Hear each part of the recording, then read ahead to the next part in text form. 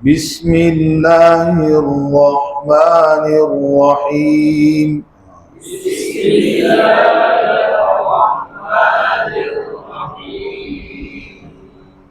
نورانی قاعدہ سے تختی نمبر 7 کھڑی حرکات. کھڑی حرکات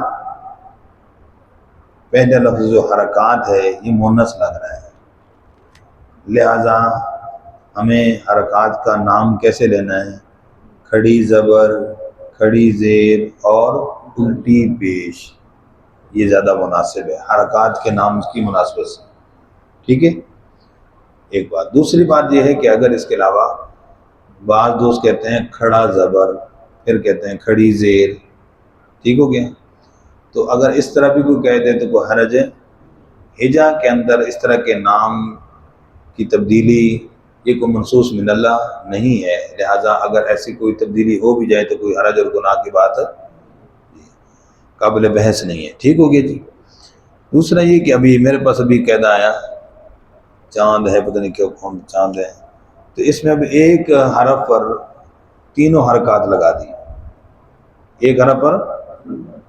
اب وہ مصحف عثمانی کی جو رسم ہے یہ اس کے خلاف ہے، یعنی ایک حرف پر 2 حرکتوں کا 3 حرکتوں کا ہونا یہ ٹھیک نہیں ہے. تو بہرحال یہ رسم کے خلاف ہے، ایسا نہیں ہونا چاہیے. ٹھیک، باقی ہم پڑھیں گے یہاں پر ایک حرکت کے ساتھ بھی اور ان کو تینوں حرکات کے ساتھ بھی. اب مسئلہ کہ کھڑی حرکات ہیں کیا؟ کھڑی زبر میں کون سا ہے؟ الف مدہ، یہ جملہ نوٹ فرما لیں. کھڑی زیر میں یا مدہ، الٹی پیش میں واو مدہ. ٹھیک ہو گیا جی. اچھا، اب ان کو کھینچنا کتنا ہے؟ تینوں کو ایک الف کے برابر. کتنا کھینچنا ہے بھائی؟ ان کو کہتے کیا ہیں کھڑی حرکات کو؟ قائم مقام مدہ. کیا کہتے ہیں؟ اب سوال یہ ہے کہ پہلے اصل ہوتا ہے بعد میں قائم مقام ہوتا ہے. حروف مدہ جو اصل ہے وہ بعد میں آ رہا ہے، قائم مقام پہلے آیا ہوا ہے جی. تو یہ کیا وجہ ہے؟ تو فرمایا اس کی وجہ یہ ہے کہ پہلے حرکات کا ذکر ہوا، پھر تنوین کا ذکر ہوا 2 حرکتوں کا، پھر اس کے بعد کھڑی حرکت کا. اس مناسبت سے اس ترتیب میں اس کو لکھا گیا ہے. ٹھیک ہے جی. ویسے تو قائم مقام مدہ ہے لیکن کھڑی حرکات ہونے کی وجہ سے اس کو اس ترتیب کے ساتھ لکھا گیا.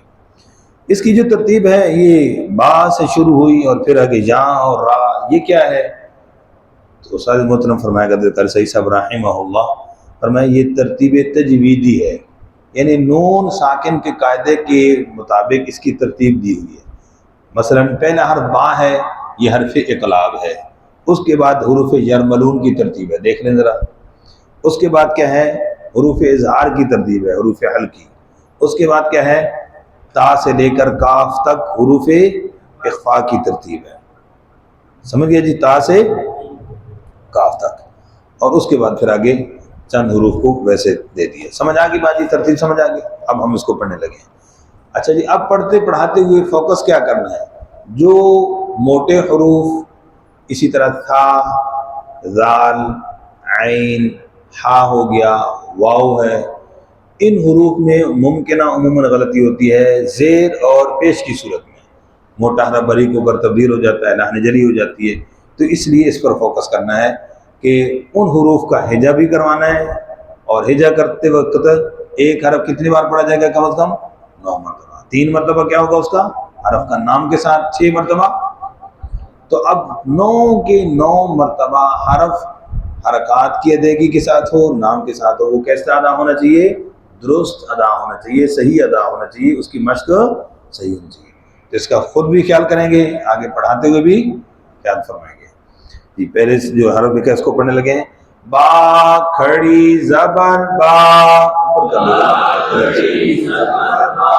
با کھڑی زیر بی، با الٹی پیش بو، با بی بو.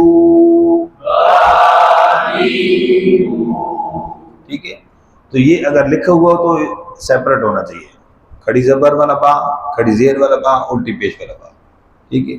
یا بعض کہتوں میں صرف ایک حرکت کے ساتھ لکھا ہوا، جیسے یا پڑھیں، رو ما لی وو نا ای او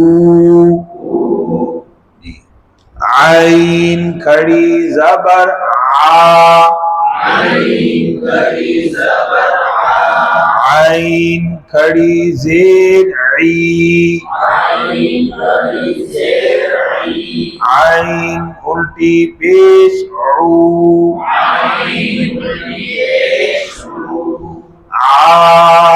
عی عو، ہا ای او،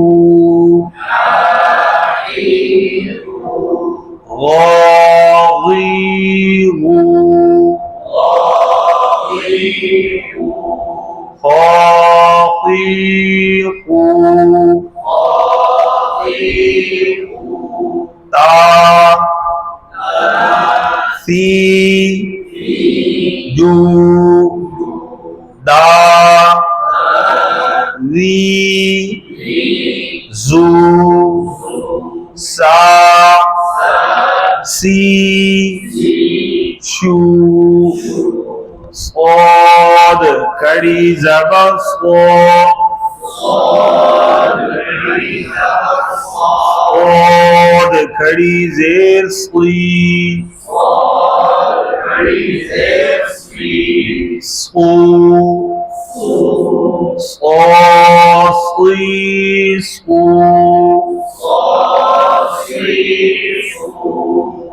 وہ یہ ضاد ہے جی، حرف کے نام پر بھی توجہ، حرکت کے ساتھ پڑھتے ہوئے توجہ۔ واد کھڑی زبر وہ، واد کھڑی زیر ضی، توجہ، واد الٹی پیش وو،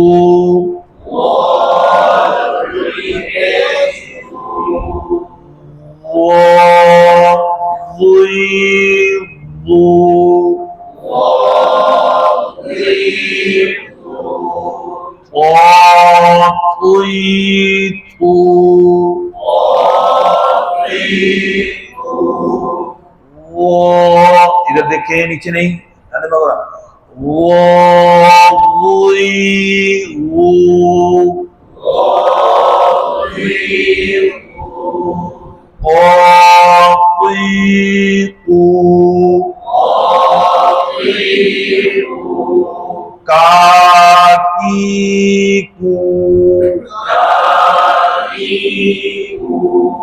ٹھیک ہے، ایک حرکت کے ساتھ بھی پڑھ سکتے ہیں، تینوں کے ساتھ بھی پڑھ سکتے ہیں، لیکن تینوں کے ساتھ ایک حرف کو، تین حرکتوں کے ساتھ ایک کے ساتھ لکھ، کیونکہ یہ رسم کے خلاف ہوگا۔ مشق کریں گے انشاءاللہ۔ جزاک اللہ خیر۔